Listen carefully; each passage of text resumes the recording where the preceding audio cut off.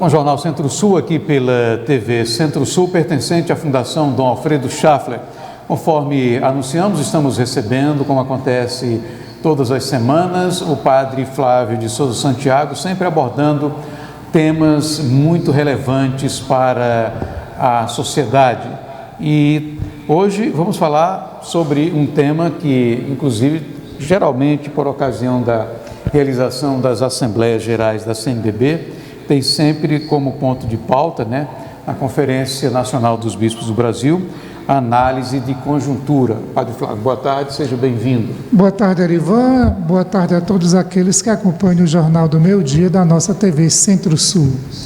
Pois é, Padre Flávio, então, hoje conversando com o senhor aqui sobre o atual cenário político e social do Brasil, onde a gente que acompanha mais ou menos aí de perto os fatos, os acontecimentos que são noticiados, a cada dia surgem novos eventos que, além de provocar, em alguns casos, admiração, causam de outra forma também apreensão, principalmente nesses tempos mais recentes, também devido a tensões que suscitam esses fatos, esses acontecimentos.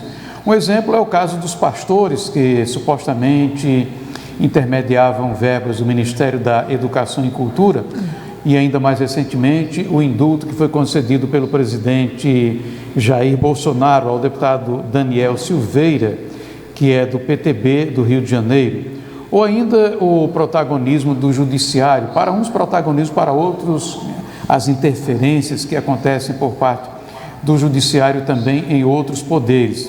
Esse cenário político nacional, com a reverberação de declarações do ministro do STF, Luiz Roberto Barroso, e é sobre esses atuais acontecimentos da política, que envolve a política no sentido amplo, que a partir de agora a gente conversa com o senhor, Padre Flávio.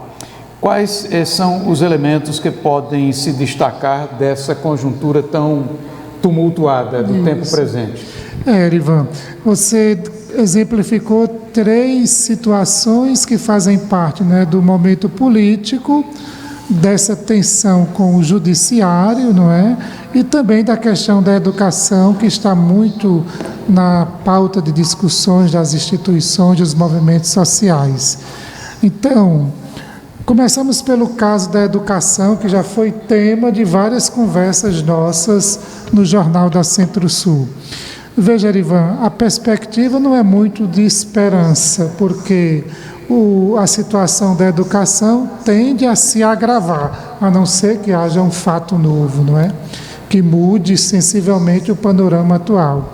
Nós temos alguns elementos que eu gostaria de chamar em causa. Primeiro, a variedade e a complexidade das experiências de educação no Brasil. Você veja que no norte do país eles têm barco-escola, coisa que aqui nós nem imaginamos. O problema do acesso à internet no sul é muito menos sentido do que aqui no Nordeste, no sertão do Piauí, onde nós estamos. Então nós temos uma diversidade muito grande de experiências e de contextos nos quais se realiza a prática educacional. Depois, a pandemia, que estamos todos ansiosos, que diga terminou, voltemos 100% à normalidade, ela produziu um impacto muito maior na vida daqueles setores mais vulneráveis da sociedade. Os dados revelam, Erivan, os dados coligidos pelo Ministério da Educação e Cultura e também publicados recentemente pelo IBGE, Instituto Brasileiro de Geografia e Estatística, que 60% dos alunos que tinham as chamadas aulas pelo celular, pelo computador, 60% desses inscritos para acompanharem a teleaula acompanhavam por celular e possuíam um pacote para acessar a internet que era insuficiente para garantir o acesso todo mês, isto é, o mês inteiro. Então você vê uma grande desigualdade, que tende a ficar mais patente ainda com as situações produzidas pela pandemia. Depois nós estamos assistindo no atual governo uma grande dificuldade para confirmar o principal protagonista da política educacional, que é o ministro da Educação. Nós já estamos no quinto, Erivan. Começamos com o colombiano Vélez Rodrigues, passamos para Abraão Weintraub, depois teve o Decotelli, que foi nomeado, mas não assumiu. Recentemente teve a saída do pastor Milton Ribeiro, que ficou um ano e pouco, mas uma saída muito desonrosa, porque está acusado, né, está sendo presumidamente acusado de malversação, de corrupção. E atualmente nós temos o ministro Victor Godoy, que é um ilustre desconhecido no panorama educacional. Essa indeterminação do principal ator da política educacional cria dificuldade, não é, Erivan, para determinar os rumos da educação no Brasil. E, por último, um dado que faz com que nós tenhamos a intuição de que a situação não é tão esperançosa, é que no Brasil a educação básica ela é de responsabilidade dos municípios, das prefeituras. Agora, Erivan, houve um sensível corte. Veja, em 2019, o governo federal repassou para os municípios 446 milhões para ser usado na educação básica. Agora, no ano 2021, os municípios receberam apenas 100 milhões de repasse do governo federal. Então, é bom recordar, Ivan, que 48% da população matriculada no ensino básico estão sob a responsabilidade das escolas municipais. Então, os gestores têm que contar cada vez mais com um orçamento minguado para garantir o mínimo necessário, não é, para um funcionamento da educação básica no Brasil. Eu moro em Campo Grande, eu vejo, não é, a dificuldade que eles têm para gerir os recursos que são sempre cada vez mais parcos, são cada vez mais diminuídos, não é? E efetivar a educação básica. Então, esses elementos, eu também poderia chamar outros mais em causa, e com certeza também você poderia acrescentar outros, indicam que, do ponto de vista do panorama da política educacional, o horizonte é um tanto sombrio, Erivan. Nós não temos, assim, esperança de uma mudança qualitativa num futuro próximo, infelizmente. Padre Flávio, bom, a política nós também já falamos aqui muitas vezes. Várias vezes, né? Não necessariamente a política partidária, mas a política como um sentido mais amplo. Isso, né? Os movimentos que se processam na sociedade, que envolvem partidos, movimentos sociais, eleitores conscientes ou não. Gestores, né? A política, como nós dizemos, com C maior. Perfeito. Então, foram várias vezes aqui no Jornal do Centro-Sul, e a política não deixa de ser um assunto sempre atual, inclusive este ano, que é ano de eleição. Os candidatos já estão em franca campanha, né? Há poucos dias o atual presidente fez uma motociata, né? Uma palavra que está entrando no nosso vocabulário, está em franca campanha para a sua reeleição. Pois é, então, entre os que elaboram a conjuntura para a Conferência Nacional dos Bispos do Brasil, a CNBB, tem chamado a atenção para um fenômeno mundial, né? Qual é esse fenômeno? Os analistas de conjuntura, Arivan, eles têm chamado a atenção para alguns elementos que estão presentes, digamos assim, no mundo todo, né? Por exemplo, recentemente teve a eleição na França. É inusitado que a França, uma das principais democracias do Ocidente, os eleitores escolheram dois indivíduos, o Macron e a Marine Le Pen, de extrema, né? A Marine Le Pen da centro-direita e Macron um pouco centro-esquerda, com um discurso mais voltado para a democracia social. Mas veja, Erivan, hoje tem, digamos assim, nas democracias, uma situação que os analistas ainda não conseguem dar uma interpretação definitiva. Pessoas se elegem através dos mecanismos democráticos, o voto, a confirmação pelos juízes, tomam posse, tudo segundo o rito estabelecido por uma democracia amadurecida. Depois que elas têm acesso ao poder, começam a minar as estruturas ou os movimentos que a levaram, né, a ascender ao poder. Então nós estamos vendo hoje pelo mundo afora a ascensão de pessoas com um discurso de extrema direita. Por exemplo, nós tivemos nos Estados Unidos, foi tema de conversa nossa, a eleição do presidente Trump. Como foi tumultuada, não é, a passagem de poder da principal democracia das Américas. Nós tivemos agora a Marine Le Pen. A eleição foi do Biden, né? Do Biden, mas foi difícil, né? Foi um momento tenso. Eu me lembro que os jornais deram até, em modo extraordinário, notícias o dia todo, quando o Biden foi eleito. Depois nós tivemos a Marine Le Pen na França, claramente com um discurso, digamos assim, de extrema-direita, um discurso que não é simpático aos imigrantes, aos direitos sociais que trabalhadores já conseguiram e que estão consolidados.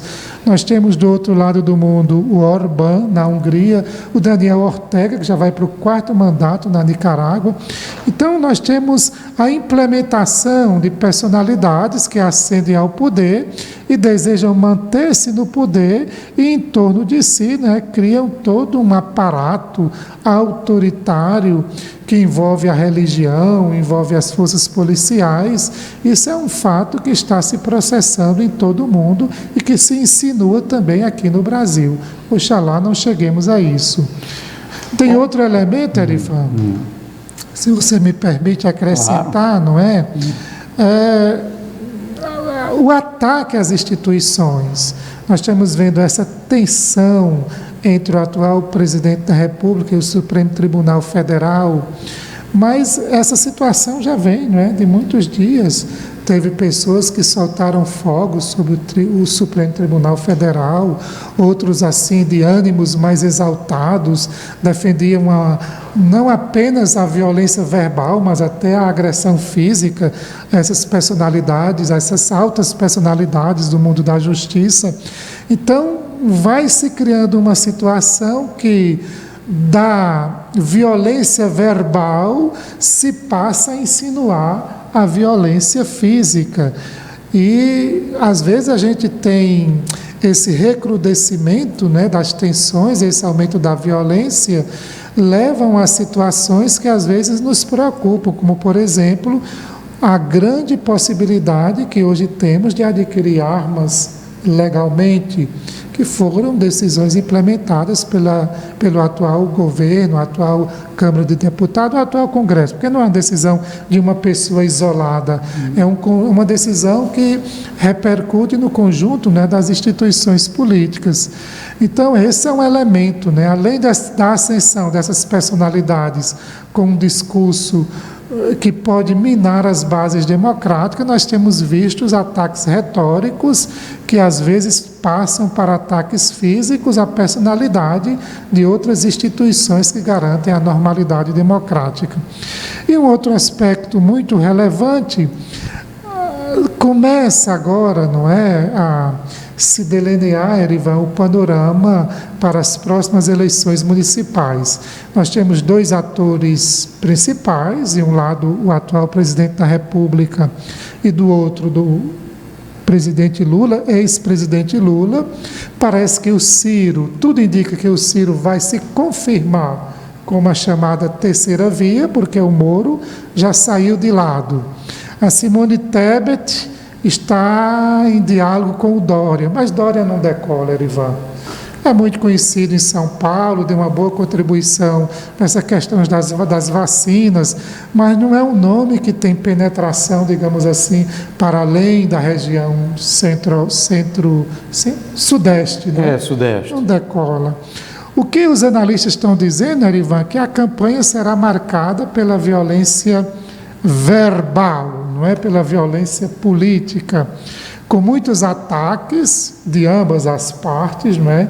Envolvendo todos os candidatos, com um grande número de fake news, de falsas informações que vão circular pelas redes sociais, não obstante o esforço, né, do TSE, Tribunal Superior Eleitoral, que agora está o Fachin, o ministro Fachin, que o preside, não é? Não obstante os esforços, mas parece que nós vamos ter uma campanha presidencial muito virulenta, muito violenta, com trocas, né, de acusações de ambos os lados, e infelizmente com excessos verbais. Padre Flávio, inclusive, recentemente o Poder Judiciário, o STF, né, tornou-se um ator político, né, importante no país nos últimos anos. A instituição serviu como fator de contenção da escalada dita autoritária, né, ao lado de uma disputa muito próxima com os demais poderes da República, Legislativo e Executivo. Agora eu me recordo aqui, o ex-deputado federal Nazareno Fonteles, isso há 20 anos, ele já questionava o Poder Judiciário, que interferia muito no Legislativo. O Legislativo ele tem agido, tem se omitido de tomar decisões, e isso vai havendo agigantamento do Judiciário sobre o Legislativo, o Judiciário fazendo leis, eles chamam de jurisprudência. O ativismo judicial. O ativismo também, judicial. Né?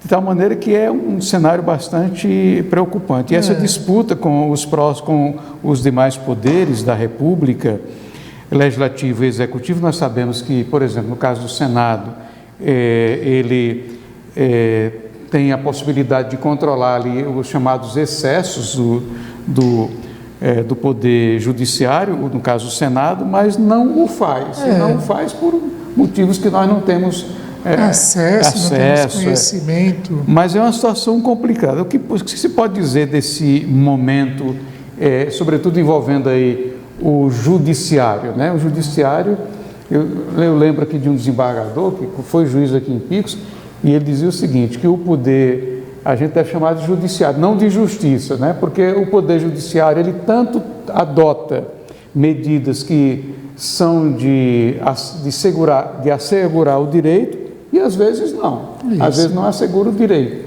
Então não é justiça, é poder judiciário. Mas aí está esse conflito aí entre executivo e judiciário, envolvendo, como o senhor já disse antes, a pessoa do presidente da República e alguns ministros. Alguns ministros, não são todos. O Luiz Roberto Barroso, Alexandre de Moraes, né? O Gilmar Mendes, que fica ali... Ele está mais tímido atualmente, né? Não tem tido muita presença na mídia. Erivan, eu não sei se a gente continua, porque eu olho para o relógio e vejo você também olhando. Mas vamos continuar, vamos tocar... Chamamos os anunciadores e depois... Vamos a esse ponto e depois a gente volta para o ponto conclusivo. No segundo ponto, a gente volta com esse assunto do judiciário.